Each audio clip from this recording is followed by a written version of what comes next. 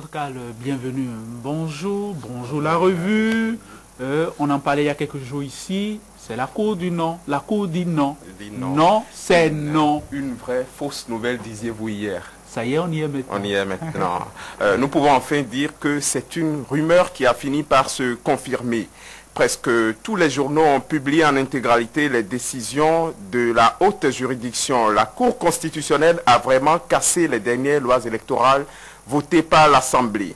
Fraternité indique en manchette que les députés sont contraints à revoir pour une énième fois leur copie. Ils devront reprendre la loi portant règles particulières pour l'élection des membres de l'Assemblée nationale, la loi portant règles particulières pour l'élection du président de la République. Les parlementaires n'ont pas non plus obtenu gain de cause dans leur bras de fer contre le gouvernement sur la question du budget général de l'État exercice 2011. La Cour constitutionnelle met fin à la polémique, lit-on à la une du quotidien La Nation.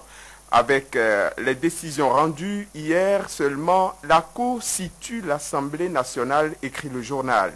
Selon la presse du jour, la Cour constitutionnelle a encore tout cassé.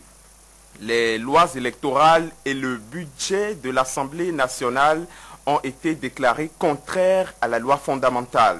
Ce verdict tout fraîchement prononcé par les 7 sages suscite déjà beaucoup d'inquiétudes chez les confrères. 24 heures au Bénin annonce que ces arrêts amplifient la méfiance des Béninois. La neutralité de la Cour constitutionnelle est une question qui agite fortement l'opinion nationale, mentionne Jean Rouissou, pour qui, avec la crise en Côte d'Ivoire, les Béninois s'intéressent encore plus aux décisions de la haute juridiction, surtout en ce qui concerne l'organisation des élections prochaines. La Nouvelle Tribune, de son côté, se pose la question qui turlupine aujourd'hui beaucoup de Béninois. Les élections de 2011 à bonne date, sans budget voté et sans loi électorale. Une interrogation qui se précise si on sait qu'on est à moins de 3 mois du scrutin et que les jours s'égrènent inexorablement. À la manchette du journal Le Quotidien, une mise en garde des opposants qui tombe très tard parce que les jeux sont déjà faits. Ils sont en train de mettre en garde la Cour sur les rumeurs qui annonçaient déjà le rejet des lois électorales, mais ils l'ont fait très tard. L'Informateur, qui est l'un des tout premiers journaux à avoir annoncé la nouvelle, et cela depuis mardi, constate avec amertume ce matin que la Cour de Robert Dossou retire au Parlement son autonomie financière. Mon confrère, qui semble bien introduit dans les coulisses de l'Assemblée, indique à l'avance que ça va chauffer dans l'hémicycle. Avec cette dernière nouvelle, l'éventualité du report des élections de 2011 paraît de plus en plus probable. Cela fait dire à Le Gongonneur que le changement prépare un complot contre la République. Le député FCBE, Denis Obachabi, a déjà ouvertement plaidé pour la prolongation du mandat de Boniaï. Analyse de l'Informateur sur ces déclarations.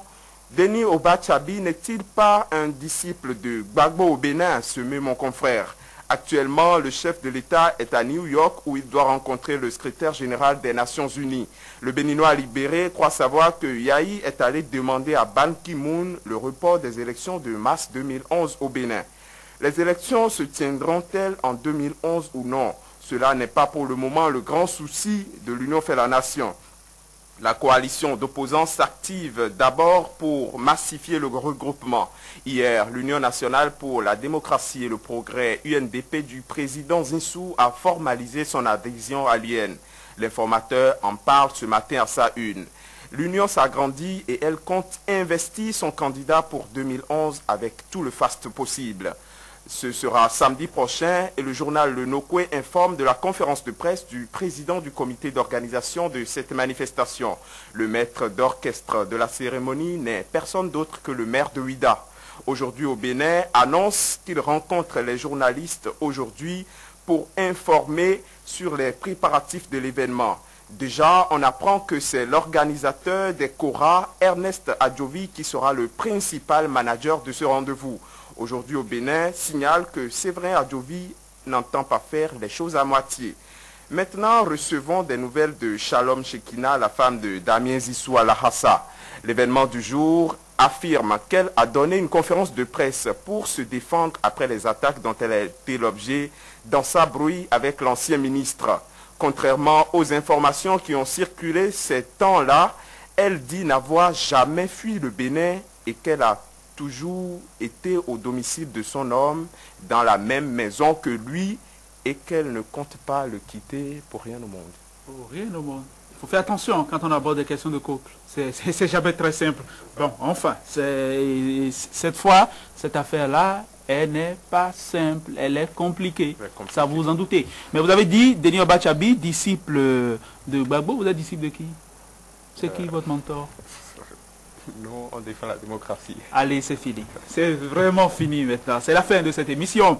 J'espère vous retrouver demain à 7 h. D'ici là, soyez heureux.